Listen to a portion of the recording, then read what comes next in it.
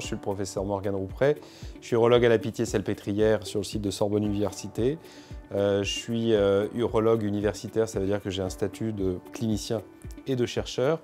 Et je suis le responsable du comité de cancérologie de l'Association française d'urologie. Qu'est-ce que le cancer de la vessie? Alors le cancer de la vessie, c'est une tumeur qui va se développer par voie endocavitaire à l'intérieur de la vessie. J'ai une vessie ici qui permet de comprendre que la vessie est un réservoir qui est tapissé par une muqueuse qui s'appelle l'urothélium. Et cet urothélium en fait va dégénérer. Les cellules vont se reproduire de façon anormale et s'agglutiner les unes aux autres et former une tumeur. Et l'enjeu dans les tumeurs de la vessie, c'est est-ce que oui ou non, le pied de la lésion va infiltrer le muscle de la tumeur de la vessie. Si la tumeur n'infiltre pas le muscle, comme c'est le cas dans la majorité des cas, on peut traiter la tumeur in situ et préserver la vessie.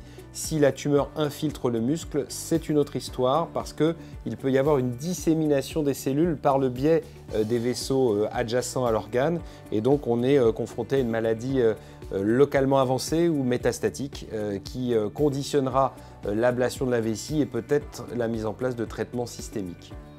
Comment est pris en charge un cancer de la vessie?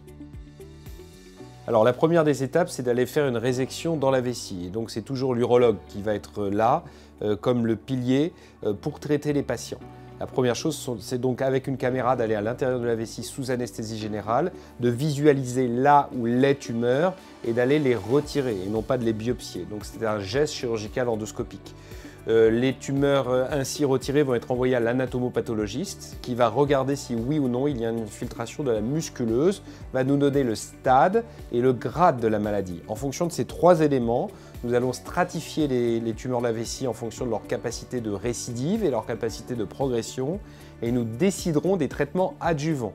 Il faut bien comprendre que le traitement chirurgical, c'est le pilier du traitement des tumeurs de la vessie. Et enfin, il peut y avoir des traitements adjuvants locaux, comme le BCG, comme la chimiothérapie intravésicale, ou des traitements systémiques en fonction du stade d'infiltration. Et les traitements systémiques peuvent comprendre l'ablation du réservoir vésical et la chimiothérapie par voie intraveineuse. Quels sont les signes prédictifs de ce cancer? Alors il y a des symptômes qui peuvent révéler des tumeurs de la vessie. Les patients doivent absolument être informés à ce sujet, au premier rang desquels du sang dans les urines.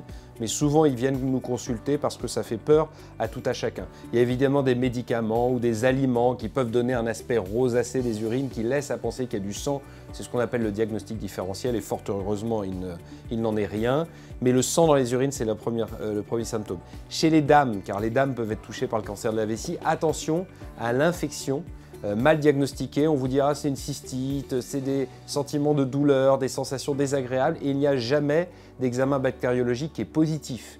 Et donc en cas de douleur urinaire avec des examens de bactériologie qui sont négatifs et des traitements d'antibiothérapie qui sont prescrits larga manu, il faut tout de suite venir voir son urologue pour s'assurer par le biais d'un examen endoscopique qu'il ne s'agisse pas effectivement d'une tumeur de la vessie. Et enfin, dernier point, il peut y avoir une obstruction des reins par l'existence d'une tumeur de la vessie qui va dilater les reins et créer ce qu'on appelle une hydronéphrose, donc des signes d'insuffisance rénale ou des signes de colique néphrétique qui peuvent être révélateurs eux aussi d'une tumeur de la vessie, mais le plus fréquent reste le sang dans les urines. Quelles sont vos recommandations en matière de prévention et de dépistage? La première chose à faire, il vaut mieux prévenir que guérir, c'est une évidence, mais ce n'est pas toujours fait en médecine occidentale, c'est d'éviter autant que faire se peut de fumer. Parce que le facteur de risque majeur du tabac, la porte d'entrée dans l'organisme du tabac, c'est le poumon, la porte de sortie, c'est la vessie. Et donc les gens qui fument sont des gens qui sont à risque de développer une tumeur de la vessie. Pas tous, bien entendu, mais on n'est pas en capacité aujourd'hui de dire telle ou telle personne développera une maladie et telle ou telle personne n'en développera pas, donc on dit à tout le monde d'arrêter de fumer. Qui est du bon sens.